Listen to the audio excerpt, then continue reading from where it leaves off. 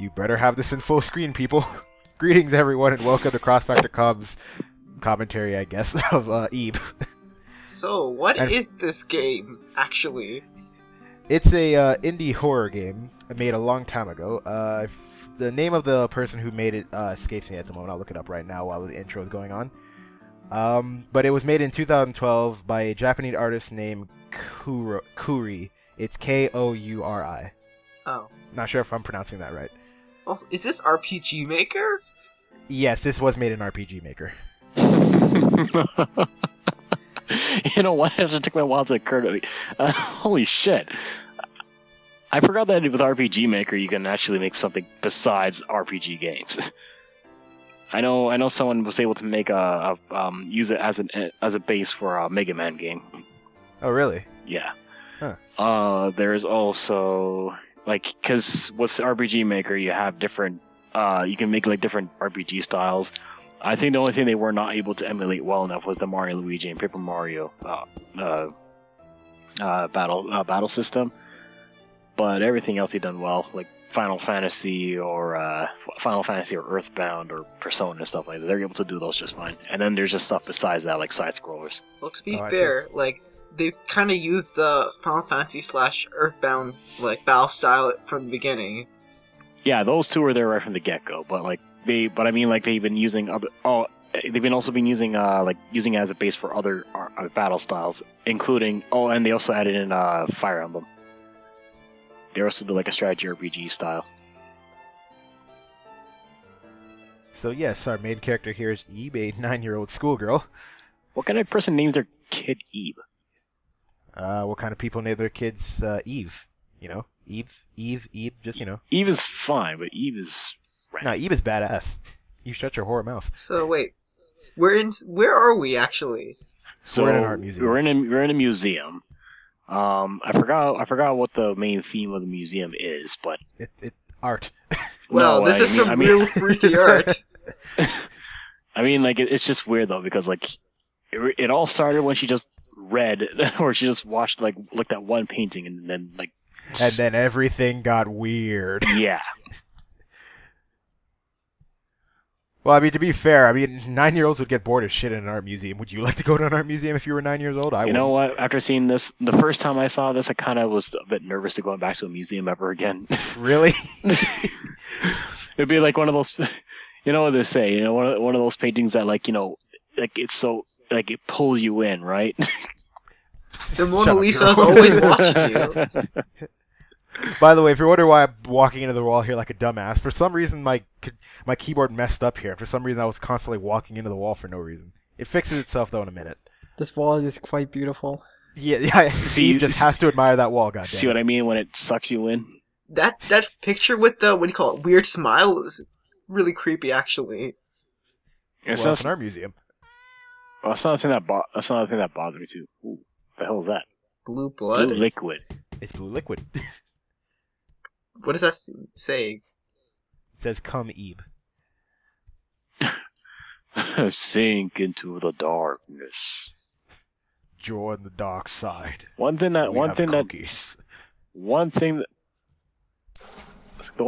surprises me is how much you were able to accomplish with an 8-bit 8-bit style such as this. I mean, you think seeing a top-down perspective is not that scary? Oh no, it can get you off guard.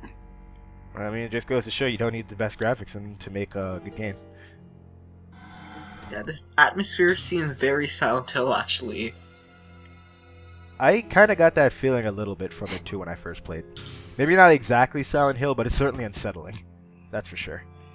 Well, they're using a lot of flat colors, not much gradients or anything applied to this. Well, yeah, it's a simplistic art style, but it works for the game. So, is there any combat in this game? No, none whatsoever. Alright, that's good, actually. You can't fight back. By the way, make sure when you're going down this hallway you stay in the middle, because those hands will blindside you and you'll take damage. Well, that's another thing about horror games. You don't really know what to expect. So on a first playthrough, you wouldn't know that. Yeah, on a first playthrough, you'd probably just walk on the side of the wall thinking nothing's there and get blindsided. They purposely put in that solid object just to make you fall for that. Yeah. Oh, that poor ant. Rude. Oh shit. Run, Ebe, run. So what are those red guys? Oh, They're like statues. why does that also look like a dress? No, it is wearing a dress. Oh. How long does that thing follow you again? I forgot. Oh, no. It fell through the painting, so it's not following us anymore. I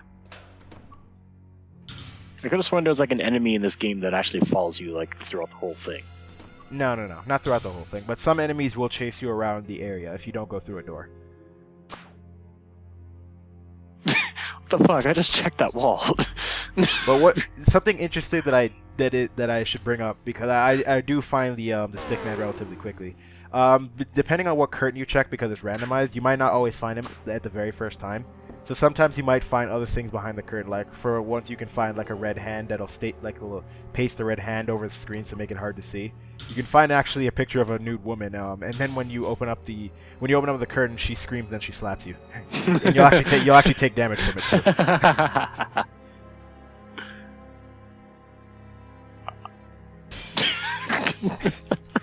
Do I miss? So comical. I don't know why. It's like, I'm going to get you. Oh god damn it!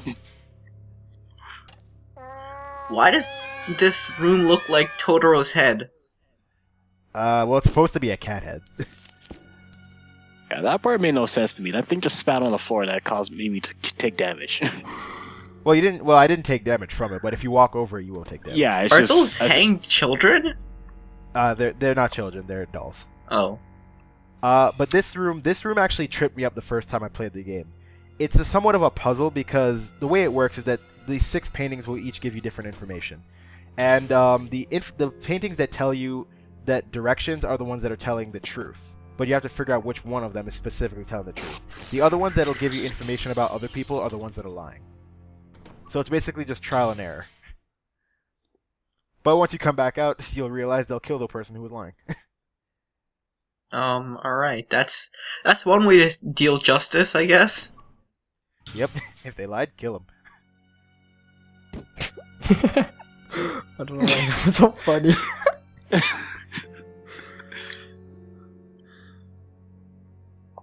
Now, with these numbers that you're gathering right here, the door that's coming up, you're supposed to use them to open the code. But since I already know it from heart because I played this game before, I don't need to do that. X times X plus X is equal to... The X's is supposed to represent the numbers that you find, and you're supposed to remember the color of each number. So it's actually kind of good if you want to keep a pen and paper handy when you play this game, so you can write down important information if you feel the need to. You know, that sort of puzzle reminds me of Mega Man Battle Network. How so? Mega Man Battle Network likes to use a lot of puzzles similar to these, where like you have to use equations or like sometimes equations, riddles, and or mostly just riddles actually. Oh, alright. Yeah, that part tripped me up when I saw that happen. Well, I mean, it's kind of foreshadowed because the painting, you're seeing the rising of the guillotine, so you're expecting it to come back down. But I guess on your first playthrough, you might not entirely be aware. You might not be thinking about that, so you might get blindsided by that. What are those white and red things? Are they nuns or something? I think they're just supposed to be women, like just women in a dress. Alright, it's just it looks like there's some sort of hood over them, so I normally think nuns, but... Yeah, I can see what you mean, though. I kind of see that. But see, the painting lady here's chasing us. But because she got stuck halfway through, she's just gotta crawl around on the ground. I'm going to get you!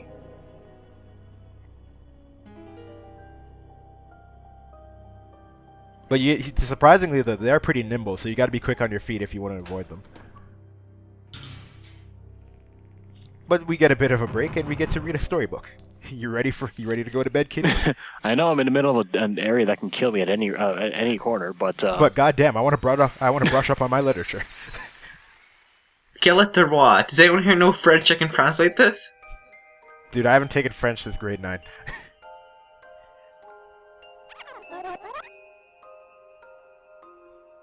What kind of sick, fucked up kids play games like this? Don't tell me this like this coin's gonna grow like some sort of tree inside them or something. No, nothing like that.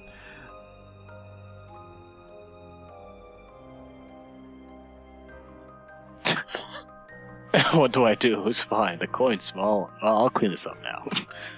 The coin's small. You'll pass it out soon enough. Have you seen the key to the study? The hell's a study?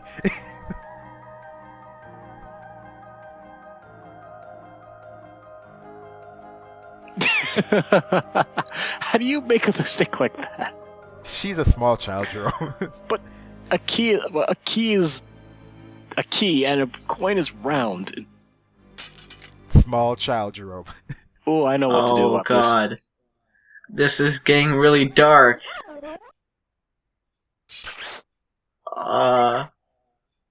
Yep. this. Oh, wait a minute. I've seen this dark humor before.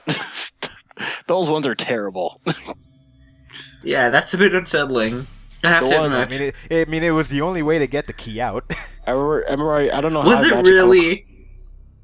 I can't remember how I To came her, across yes. this joke. I can't remember how I came across this In joke. a few but I hours, wrote- it would have gone out anyways. Yeah, but we can't wait that long. We gotta get the keys back to our dad. God damn it! If he can't get his work done, how am I supposed to get food on the table? Exactly. Come on.